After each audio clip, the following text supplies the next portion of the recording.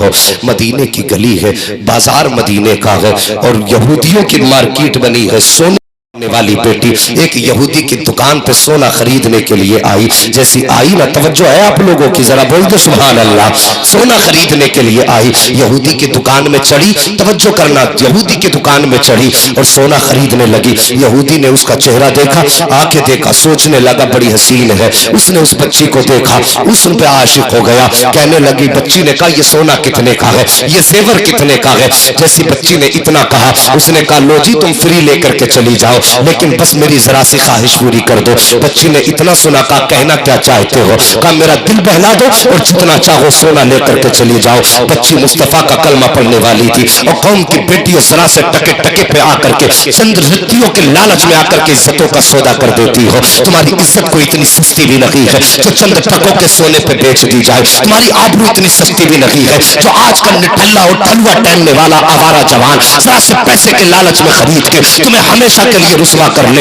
اپنی عزت کی قدر پہچانو، جب مصطفیٰ کی امت کی شہزادی سے اس یہودی نے کہا تھا جتنا چاہے سونا لے لے لیکن کم سے کم مہربانی کر میرا دل بہلا دے، اتنا اس شہزادی نے سنا تھا، سونے ہاتھ میں جو تھا منہ پہ پھینکا اور پھینکنے کے بعد کہا مجھے تیرے سونے کی ضرورت نہیں ہے، یہ کہہ کے جب واپس چلی ہو اس یہودی نے باہر نکلا اور نکلنے کے بعد کہنے لگا بات کیا ہے، تجھے اتنا سونا دے رہا ہوں بس ذرا سے دل بہلانے کی تو بات ہے، اللہ اکبر، اس نے کہا تھا نادان تو نے ہمیں جانا نہیں ہے، ہماری نظریں مصطفیٰ کے حسن پہ جا کے ٹک گئی ہے، ابھی اس نظر کے آگے کسی دنیا کی چمک دمک آ جائے یہ تو ہماری غیرت کو گوارا ہی نہیں ہے، اللہ اکبر کا سونا تو نے اپنی جائیداد سنبھال یہ کہہ کے چلی ہے، یہودی آگے بڑا ہاتھ پکڑا، زبردستی اس کو اپنی دکان کے اندر کھینچنے لگا، جیسی آواز اس نے دیکھی ہے، جیسی اس نے کھینچا ہے، بچی تنہا تھی، یہودیوں کا بازار تھا، اس نے آواز دے کے کہا تھا ہے کوئی جو اسلام کی شہزادی کی آبرو بچائے، اتنا سننا تھا بازار یہودیوں کا ہے، خریدار یہودی ہے،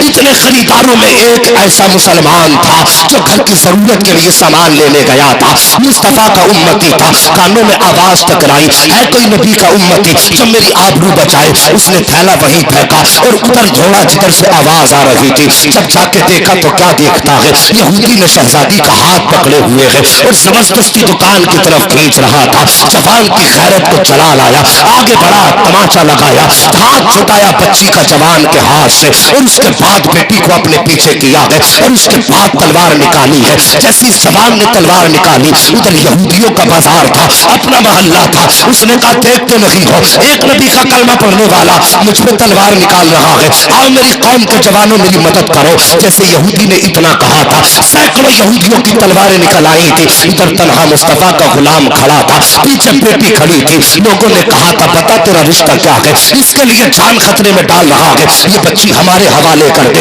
اور تو اپنے وطن واپس چلا جا، جیسی جوان نے اتنا سنا ہے کہا تھا ناتانو تم نے یہی تو نہیں پہچانا ہے، کچھ رشتے وہ ہوتے ہیں جو خون سے بنا کرتے ہیں، کچھ رشتے وہ ہوتے ہیں جو تعلقات بنایا کرتے ہیں، لیکن کچھ رشتے وہ ہیں جو رسول پاک بنایا کرتے ہیں، اس کا میرا رشتہ نہ خون کا ہے، اس کا میرا رشتہ نہ خاندان کا ہے، لیکن یہ رشتہ میرے مصطفیٰ نے جوڑ دیا ہے، تم کیا سمجھتے ہو میں اسے چھوڑ کے چلا جاؤں گا، اس نے کہا تھا جب تک میں قائم ہوں، جب تک زندہ ہوں کوئی میری بہن کی طرف آنکھ نہیں اٹھا سکتا ہے، اللہ اکبر، جوان نے تلوار نکالی ہے اور اس کے بعد کہا تھا ہمت ہو تو ہاتھ لگا کے دکھاؤ، اتنی بات کرنی تھی، ایک یہودی آگے بڑھا کہ دیکھتے ہیں کتنی جرات ہے، اس جوان کی تلوار ہوا میں اٹھی اور لمحوں میں سر کاٹ کے فٹو دور پہنچا دیا تھا، کہا خبردار یہ مت سمجھ لینا تنہا ہوں تو بزدل ہو جاؤں گا، میں نے کلمہ مصطفیٰ کا پڑھا ہے، ہم جان دے سکتے ہیں لیکن بیٹی کی آبرو پہ آنچ نہیں آنے دے سکتے ہیں، اس کے بعد جب یہودیوں نے دیکھا کہ اس نے تو باتوں باتوں میں ایک سر کاٹ دیا ہے،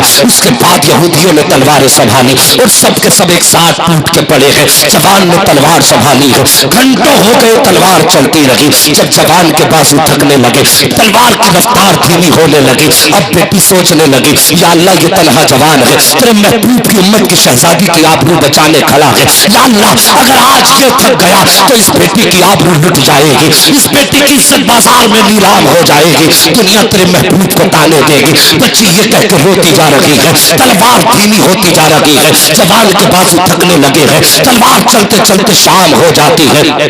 جب شام ہوئی ہے بچی نے دیکھا کہ تلوار اب تھم جائے گی، کوئی راستہ نظر نہ آیا، اس بچی نے اسی تڑپتی ہوئی ریت پہ سجدہ کیا ہے اور رو کے کہتی ہے یا اللہ آج تجھ کو تیرے محبوب کی فاطمہ کا واسطہ ہے، میرے پروردگار آج میری عزت کی حفاظت فرما لے۔ اتنا رو کے بچی نے سجدے میں سر رکھ کے کہا تھا اللہ اکبر، کہتی ہے اغثنی یا رسول اللہ، آقا میری مدد فرمائیے۔ کسی نے کہا تھا اللہ کو سن لیں گے، فریاد کو پہنچیں گے، اتنا بھی تو ہو کوئی جو آہ کرے دل سے۔ بچی نے کہا تھا یا رسول اللہ ہماری مدد کیجیے، ابھی ہو کے وہ کہہ رہی تھی یا اللہ آبرو لٹنے والی ہے، جوان تھک چکا ہے مدد فرما، ابھی یہ بات کہی رہی تھی کہ اتنے میں دور سے نعرے تکبیر کی صدا بلند ہو جاتی ہے۔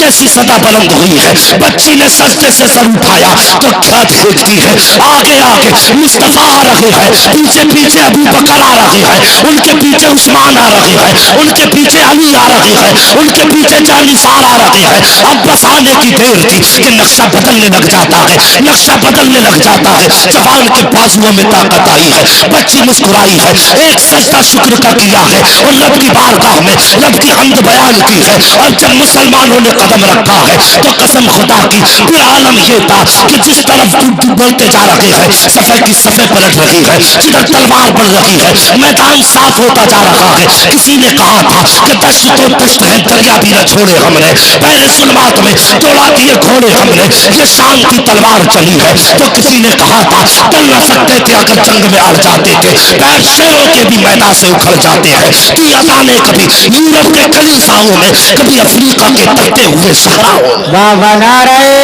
تکبیر، نعرہ رسالت، نعرہ حیثیت، مسلک اعلی حضرت، فیضان اعلی حضرت، اصلاح معاشرہ کانفرنس، جشن دستار بندی، مفتی حماد صاحب قبلہ زندہ باد زندہ باد۔ سبحان آج اللہ بھی ہو جو سبحان اللہ۔ براغیم سائیمہ پیدا، آگ کر سکتی ہے انداز گلستہ پیدا۔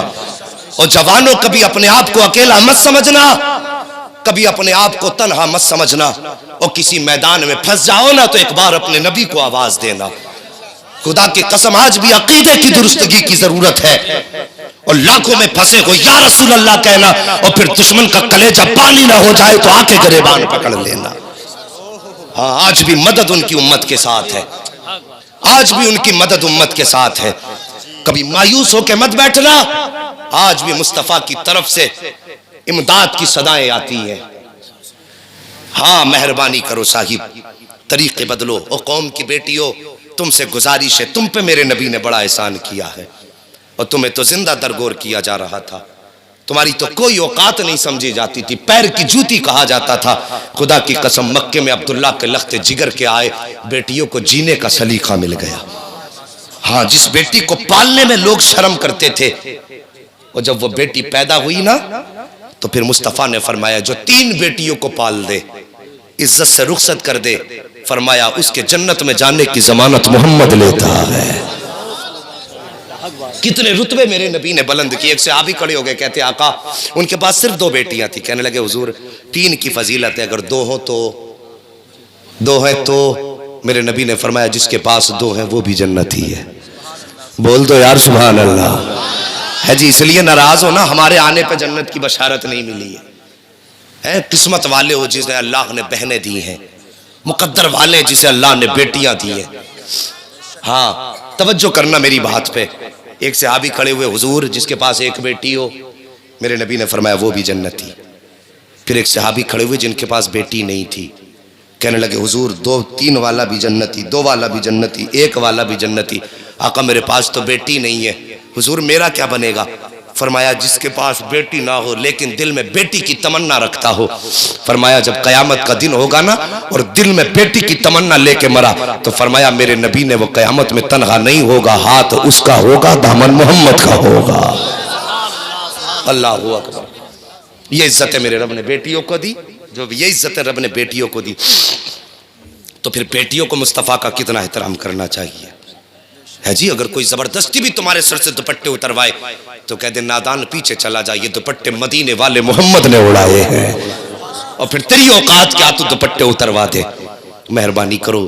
تم نے دیکھا ہوگا انسان کا انتقال ہوتا ہے کتنے کپڑے دیے جاتے ہیں کفن میں؟ ہے نہیں اوپر والے نہ بولیں، پہلے نیچے والوں سے پوچھ لیں. مردوں کو کتنے کپڑے دیے جاتے ہیں؟ کتنے؟ ہاں 3 بتا دیے، ایک نے بتا دیا، ماشاءاللہ سب 7 ہو گئے. عورتوں کو کتنے؟ سبحان اللہ.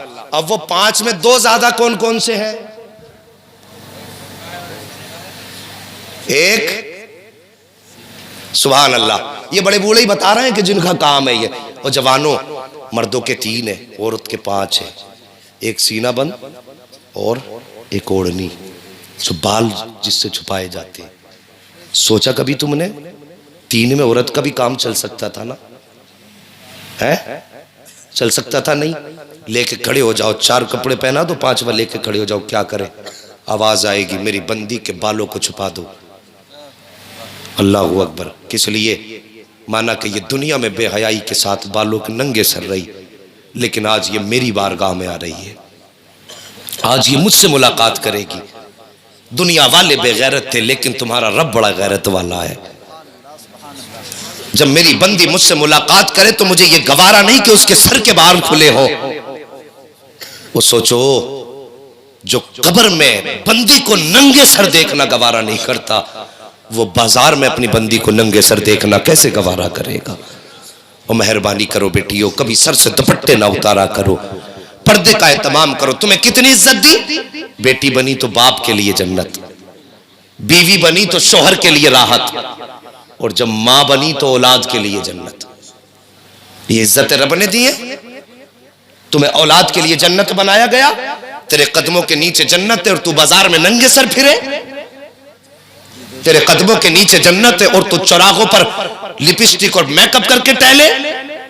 ڈرو اللہ سے، ورنہ موت کا وقت بہت قریب ہے. ایک صحابی حاضر ہوئے، کہتے حضور میں نے ایک